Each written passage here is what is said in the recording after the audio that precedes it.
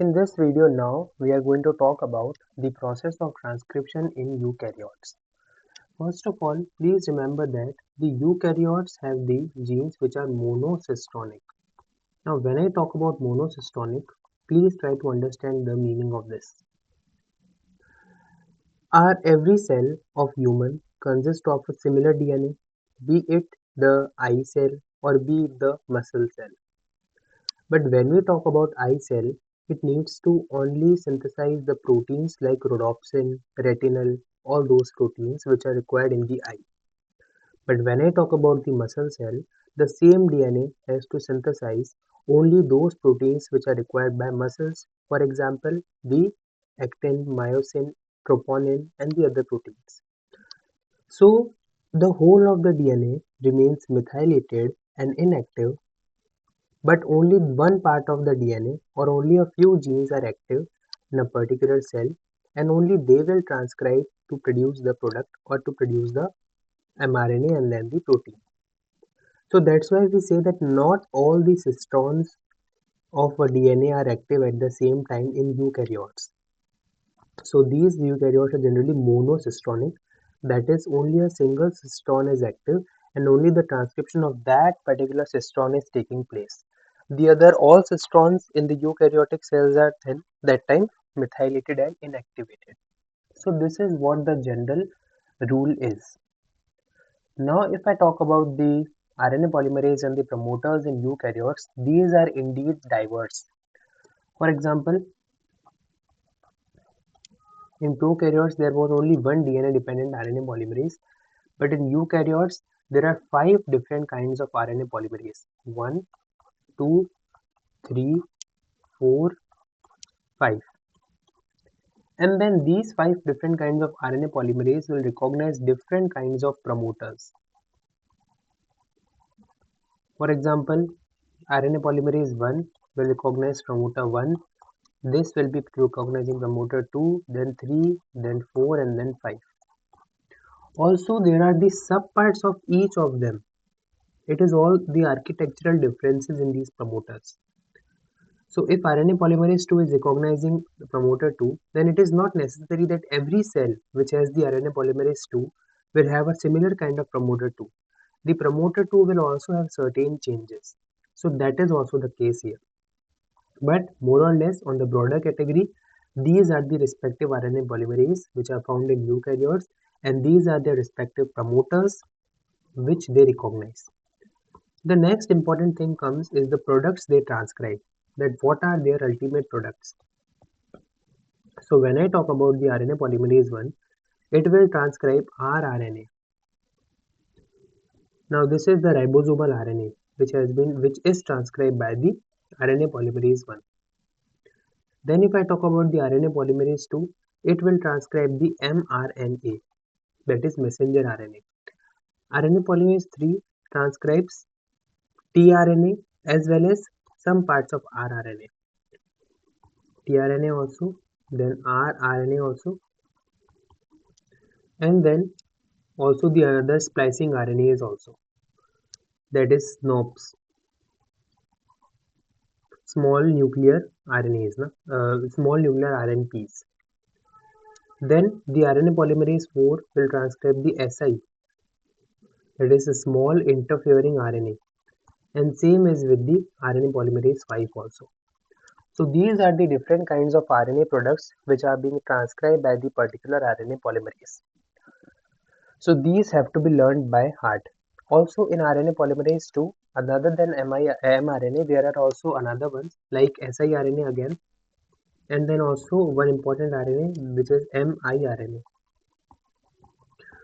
So these are the various kinds of products which are transcribed by the different RNA polymerase. Now, because we know that our standard RNA that we always talk about is mRNA, so here let's talk about RNA polymerase 2 and the promoter 2 region, that is the promoter type 2. So let's move into the details of those promoters. So if I talk about the promoter 2, we know this promoter 2 will recognize the RNA polymerase 2 and will catalyze the transcription of the messenger RNA. The promoter 2 looks like this. Suppose this is my promoter 2. Now here I'll further have, let's say, two boxes are present here, or wait, let me fill this with color.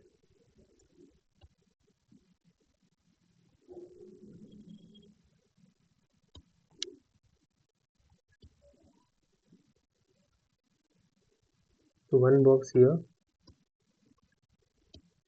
then the another box being here. Similarly, now with the different colors, one color being here and the another one being here. Now these are the different boxes which are present on the promoter region. So these are the various kind of boxes which can be present on the promoter regions, and this particular is the start site here. So let me mark the start site also for you. So if I say here, my start site will be here. So here will be my start site, like this. Now let's talk about the individual details of these boxes. Now all those boxes which are present to the right of the start site will be those which will be present downstream, and these will be those which are present on the upstream. This first box is known as INR region. Also remember that INR region is only the one where the start site is present, so I should say that more accurately this start site is present here. And this is my INR region. Okay, after that we also have, let me duplicate this because there is again one more. So this box is known as MTE box, and then this is the DPE box. The DPE stands for downstream promoting element. So this is your DPE. This is your MTE. Now all those which are present here on the upstream, they include one of them being Tata box. This is your Tata box, and this is your BRE box. Now the full form is transcription factor 2B recognition element. So this is your Tata box, and then this is your BRE box. In the previous video I was talking about that the Tata box is present in the eukaryotes, and here is the location of the Tata box. So I have talked about here 5 boxes, one of being the INR region, then there is this MTE region, then DPE, then Tata, and the BRE. Please remember that this Tata is present on upstream and the BRE is also present on the upstream. This is also not transcribed and this is also not transcribed. But these are INR regions, MTE regions, and DPE regions, they will be transcribed because they are present on downstream. Now we should look into the details of how the transcription will initiate. So for the initiation of transcription, please remember that the RNA polymerase has to come. Now for bringing the RNA polymerase in prokaryotes, we had one very important factor, that was sigma 70 factor. So sigma 70 factor was doing nothing but it was bringing that particular RNA polymerase, right? Now here also the RNA polymerase has to be brought. So how? So let me take this.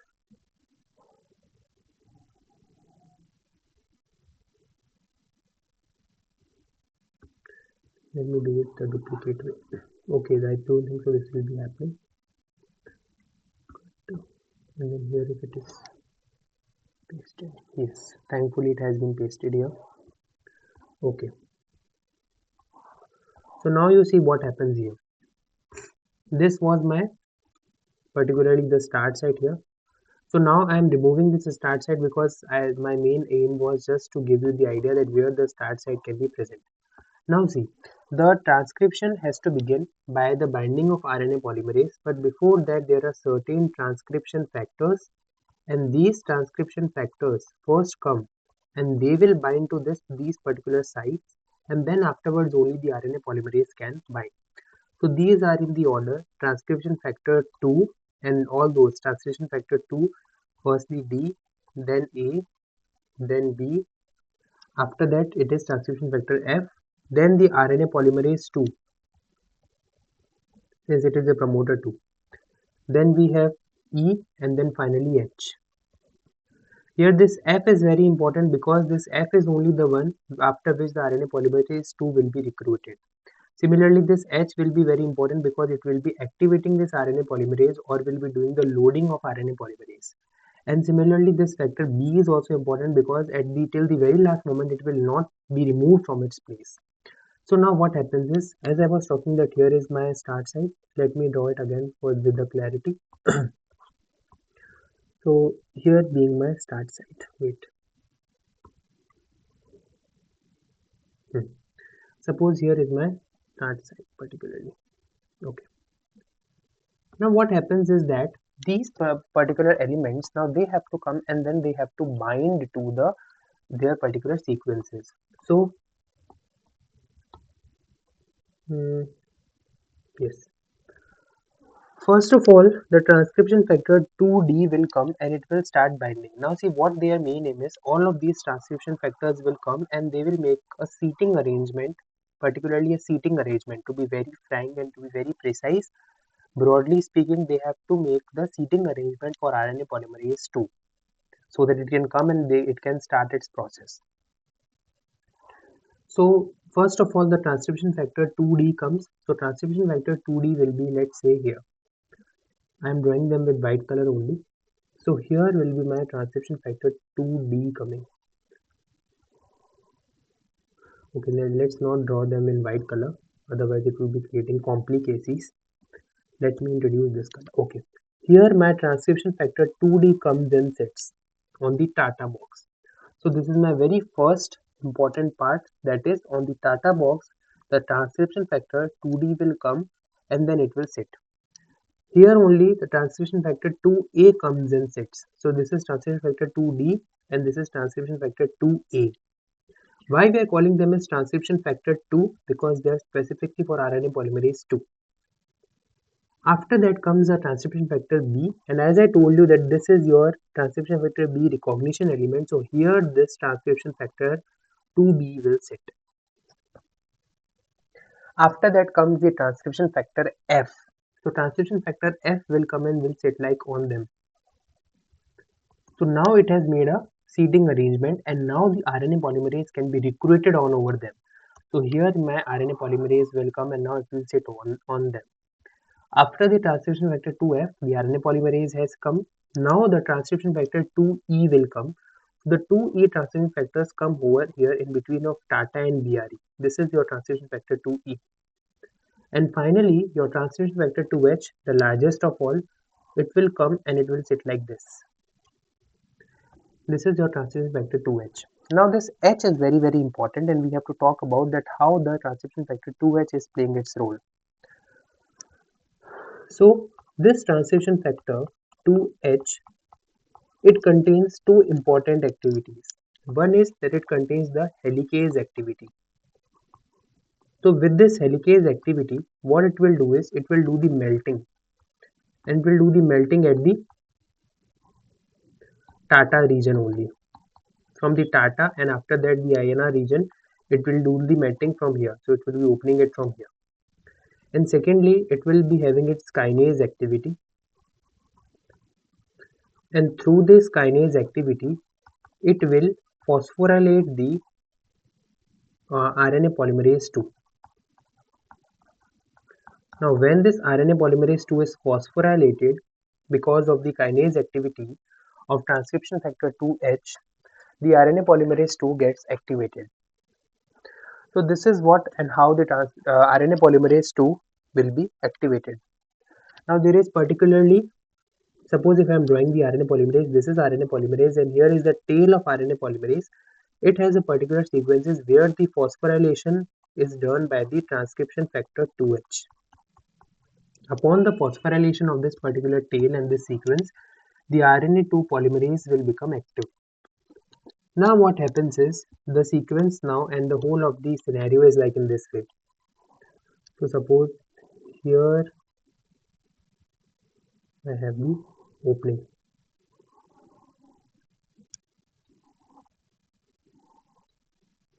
Now what is here is that here is my these specific boxes.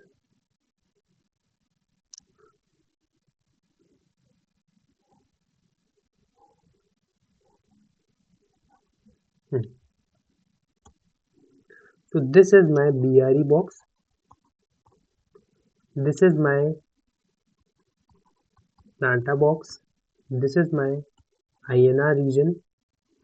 Then this is my MTE region, and this is my DPE region. So as I already told you that the transition factor 2H has done the melting from the Tata region. So here the melting has been done, and here the RNA polymerase has been recruited. So I will tell you that how the RNA polymerase will look like.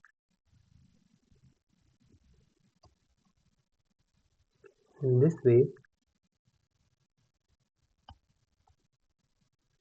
the RNA polymerase is recruited. Here we have another important factor. Here we have transcription factor 2B sitting, if you remember. So this is my transcription factor 2B sitting. Now what happens? Now we know that from INR region the coding has to start. So if the coding has to start, the RNA will be formed from here. So the RNA so formed here will have to be exiting from this particular scene. So as it tries to exit out from this particular hole here, the transcription factor 2B masks the exit site of this RNA polymerase 2. And this is a problem here. And this is also referred to as the abortive initiation. So what happens is that the transcription factor 2B is blocking the exit hole of RNA polymerase, and even if the RNA is formed, it will be remaining inside. So this is the problem here. Now as soon as the 10 RNTPs are formed, or as soon as the 10 RNTPs are synthesized in the RNA strand by this RNA polymerase 2, the RNA polymerase 2 will move forward. So it will automatically will move forward. So this will move forward like this way.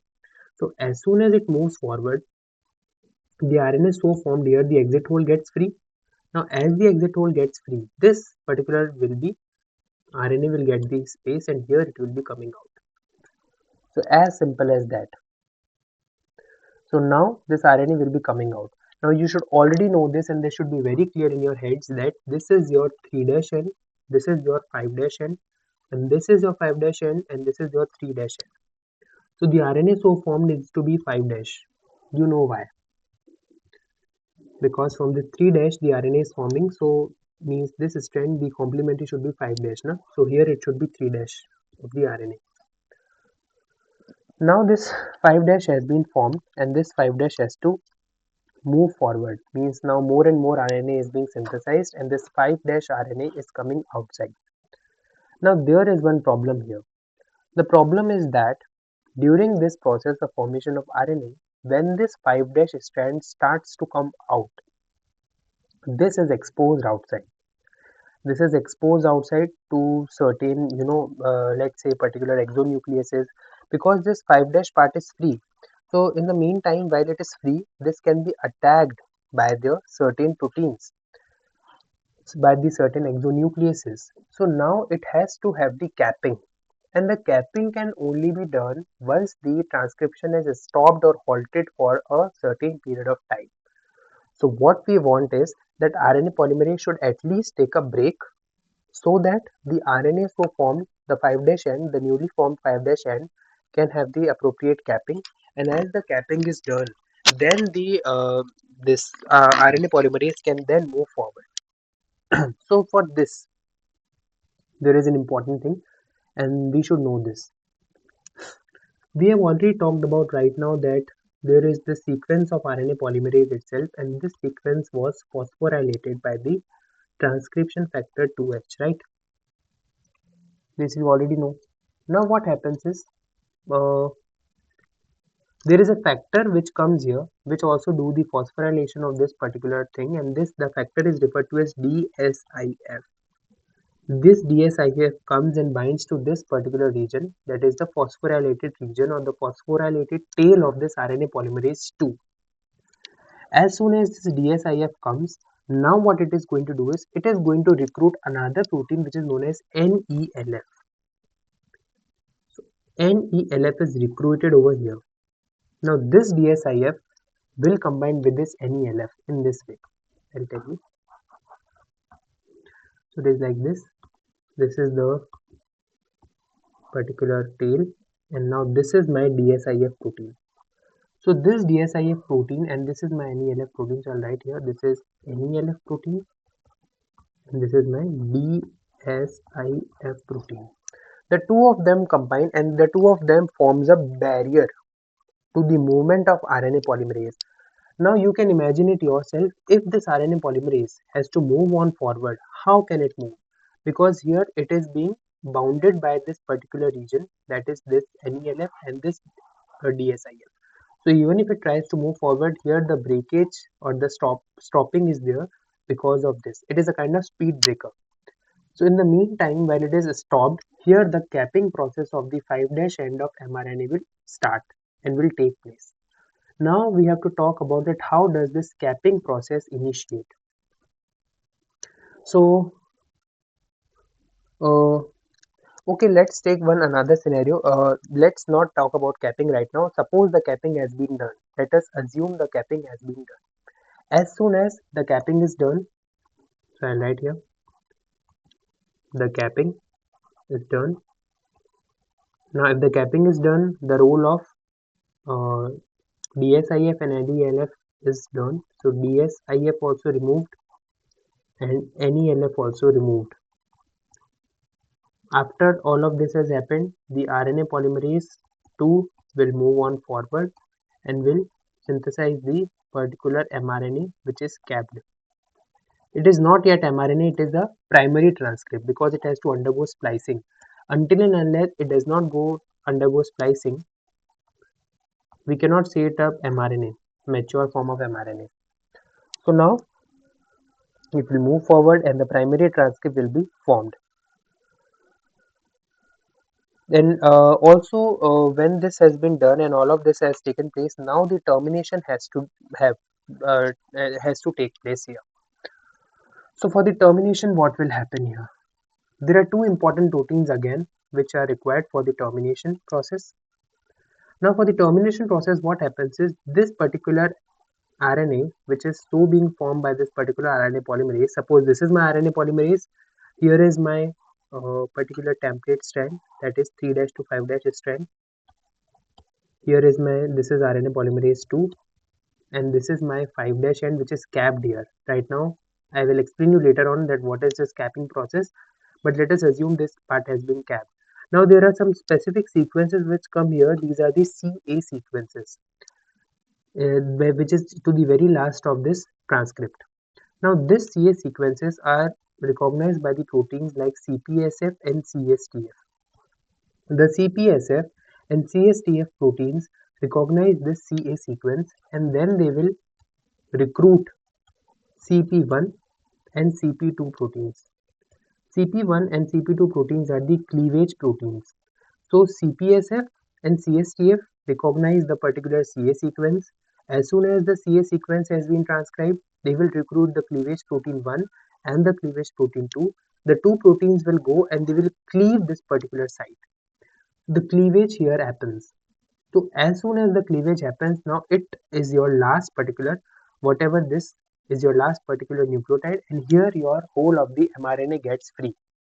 So this primary transcript has become free here after the cleavage. Now this is undergoing splicing also, and then later on it undergoes polyadenylation, that is the adding of the adenylate residues, adenylation, and then finally it becomes the mature form of mRNA.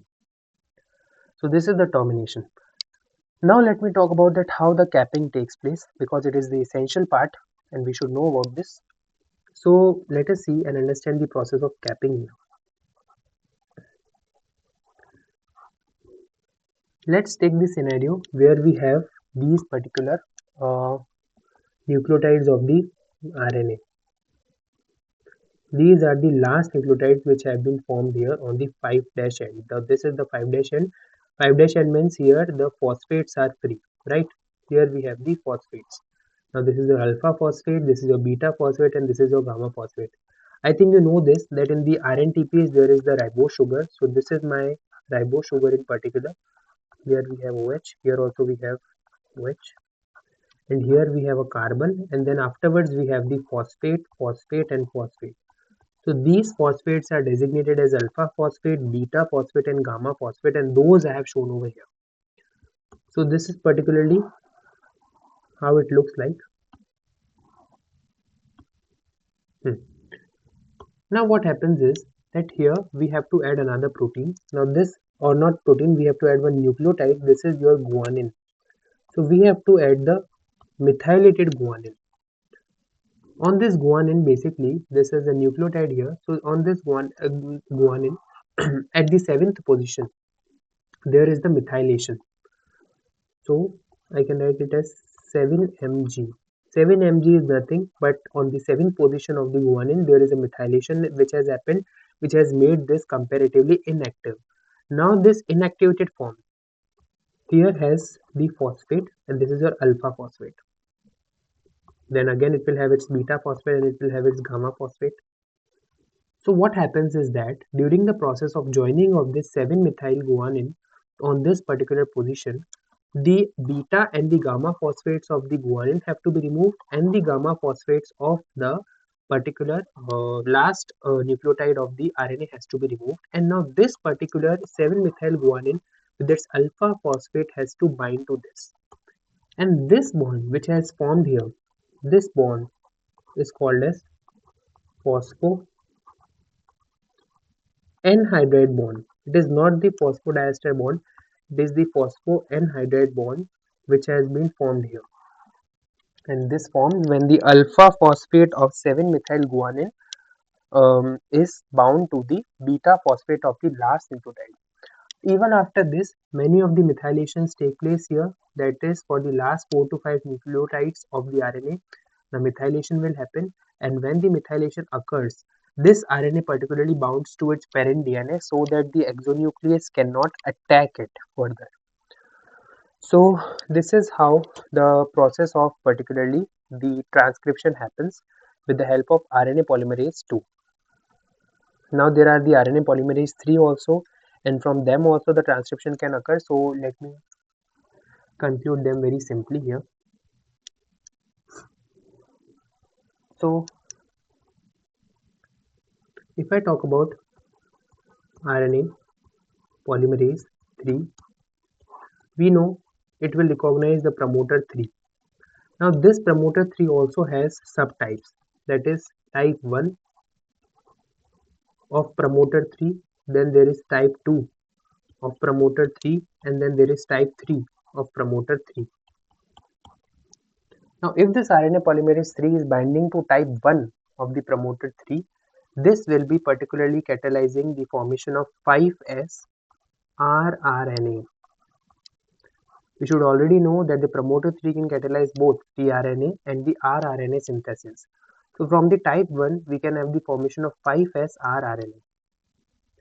Then if I talk about the type 2 promoter, it catalyzes the formation of tRNA. And from the promoter 3, it catalyzes the formation of snRNA, that is small nuclear RNAs. So this is very important. And also remember, this particular type 1 of promoter 3 is not transcribed, type 2 is also not transcribed, but type 3 is definitely transcribed. So it lies in the downstream region. It doesn't lie in the downstream region, it also does not lie in the downstream region. So this is all about the transcription process in the eukaryotes.